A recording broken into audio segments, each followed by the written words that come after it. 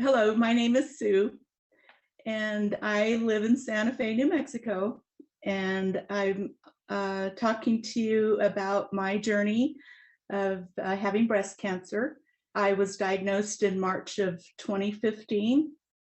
I was kind of feeling bad in early March. I had a lesion on my right nipple that wouldn't heal. It kept sticking to my bra, and it was itchy and started a little bit of drainage. And so a little concerned about it. And then I decided to go to my hometown doctor, and she sent me to an oncologist. Just as suspicious of it, so she sent me to an oncologist in Albuquerque.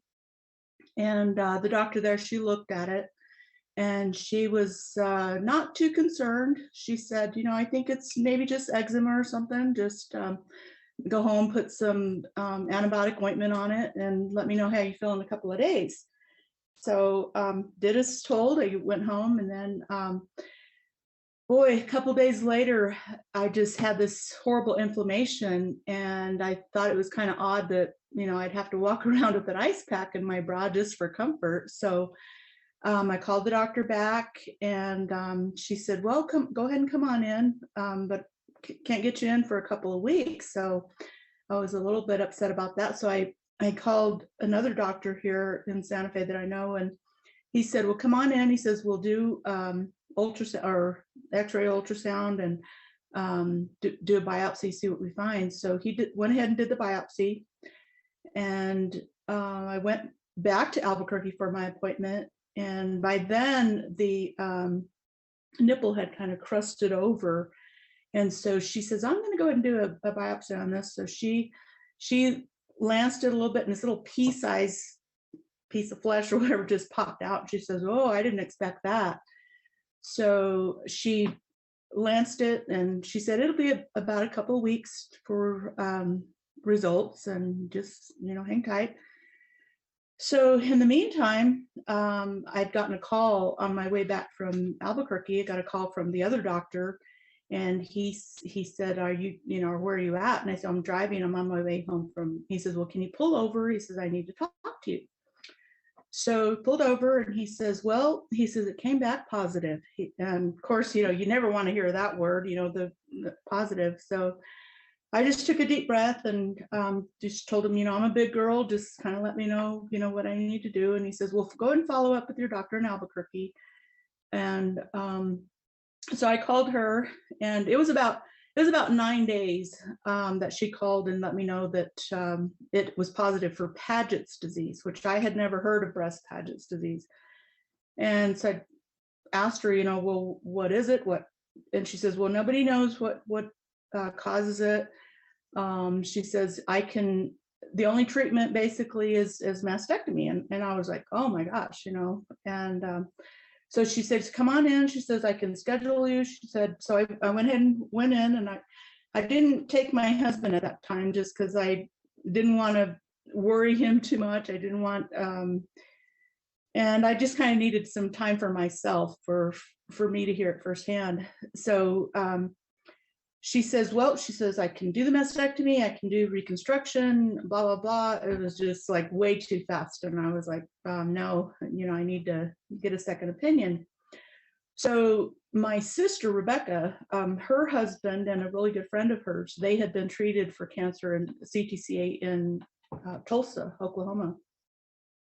So I called her, and she says, "Well," she said, "I just recommend you don't go anywhere else besides there. They're just wonderful, and they're in remission, and you're going to have the best chance going with them." So she gave me some guidance over the phone, and I called CTCA, the intake. And at that time, the CTCA wasn't accepting the insurance that I had for Tulsa. With the type of cancer you have, you need to find a specialist that specializes with Paget's. So they found a doctor in Noonan, and just the thought of traveling to Georgia, it's almost 1,400 miles away. So my sister Rebecca said, "Well, let's go check it out." And so she went with me. We were there 5 days, and they they'd ran all the tests and everything they needed to do, and sure enough, it was confirmed. And by the end of the 5 days that we were there, we had a treatment plan. And initially, when I went in, I thought I was just going to have and I opted to have a bilateral mastectomy. So I went ahead and had that surgery, and I did have some complications with pain, and they had to adjust my pain medicine and things. And then during surgery, they found out that the cancer had actually spread outside the breast duct. So I was recommended that I go ahead and have chemotherapy. The oncologist that I had, he said that I would need to go every week for 12 weeks, and then every 3 weeks for 9 months. And then there was surgeries and procedures in between. So it was like I was almost going every week. And I just thought, how am I going to do this? How in the world am I going to travel every week? So I would leave on a Sunday and have treatment on Monday, and then I'd fly home either on Tuesday or Wednesday, depending on how I felt or the treatments. And it was, the first 12 weeks was difficult. It was but I cannot tell you how much they made me comfortable. They pumped me up with vitamins to get home and to feel better and to have the best week that I could have. You know, by Thursday, Friday, those are probably my worst days. By Saturday, I would start feeling better, and then on Sunday, I was back at it. My husband, Steve, he went with me to most of the major appointments. Of course, all the surgeries and the initial chemotherapy. But he was working full time. I had already retired, but he was working full time. And at that time, we were also taking care of my mother. She was living with us full time. And my older sister, she was able to take her in for 3 months. I'm forever grateful for that. I can't tell you how important it is to have multiple caregivers if at all possible, so that you're not taxing weight on just one or two. It was very important. It's very important to have a support system. That's basically the gist of it. I went through 12 weeks of chemotherapy. I went through the following 9 months with the rest of it, and had to go back every 3 months. And I can't tell you what a joy I mean, as far as it is to travel there, the people just, I mean, from the people that pick you up from the airport to your doctors, your nurses, the staff in the dining hall, the people cleaning the bathrooms. I mean, just everybody is just so gracious and truly are sincere and asking, what's, how are you feeling today? Can I get you something? Can I help with anything? There was a time when I couldn't even wash my hair. With the bilateral mastectomy, and I asked my husband, can you just take me? At that time they had the salon. I said, can you just take me down there so I can wash my hair?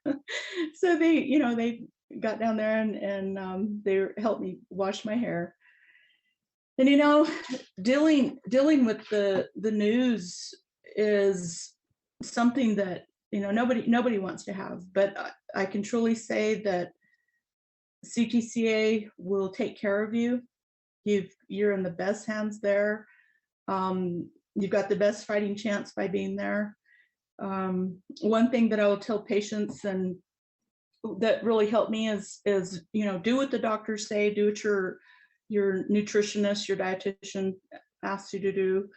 Take your supplements, get a massage, acupuncture if you can, chiropractic care. And the beautiful thing of CTCA is everything is under one roof. So if they tell you need a CT scan, it's just down the hall. If you need to go pick up a prescription, it's just down the other hall. If whatever you need, so it's an umbrella. Everything's under one roof. If you stay off site, every 15-20 minutes you have transportation that picks you up and takes you to your hotel and brings you back. So it's just an amazing setup. so organized. You don't have to, if you have an appointment at 10 o'clock, they'll get you in at 10 o'clock. If you arrive at 9:30, you can check in, and they sometimes take you, where do you see that? I go to my doctor's office now, and sometimes I'm waiting 45 minutes to an hour, and it's frustrating. So it's wonderful the way how organized they are. Another thing that I've written down is get your rest. You have to rest. The dishes can wait, the laundry can wait. If you're tired, rest. And also have a, for most people, and what helped me is having a spiritual family around you. It's invaluable because they can pray with you, they'll cry with you, they understand and keep that relationship, just because it was such a joy to have my friends with me. Wow, I just can't tell you, what they were to me. I had friends that held back my hair while I threw up. Who does that?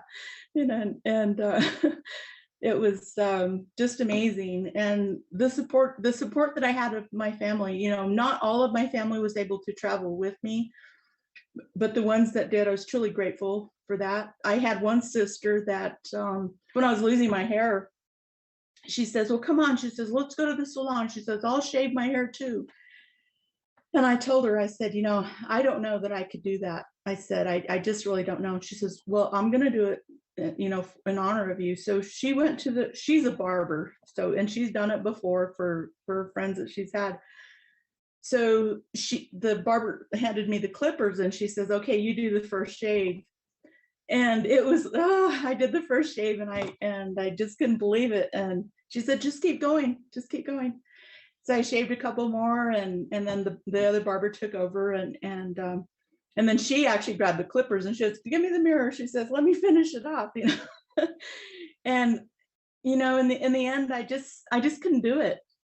And she was not hurt, or anything, but I told her I just couldn't do it. And you don't realize how much your hair means to you till you start losing it. But you can get some great wigs out there, and there's some beautiful ones. And I had a really gorgeous one that just people didn't even know about, that it was my own hair. And hair grows back. So I mentioned, that time will heal all of your scars and your wounds, but keep your faith and your endurance, and you'll need a lot more peace than you'll ever need in order to heal. So focus on yourself. Let people take care of you. I was kind of those stubborn people that I didn't, I can do it myself, no worries. But when you let people and allow people to help you, that's when you really start to heal. I can honestly say that CTCA is the best place that you can ever be. And I think about, if I have a reoccurrence, or if this happens again, the one thing that I know is that, this road, whether it's even, through Sky Miles or whatever it is, it's already been paved. So I don't have that fear of, what I'm going to come up against, because I still know that I will be in the best place possible. And all I can say is that anybody that is ever in that situation, get in touch with cancer fighters immediately.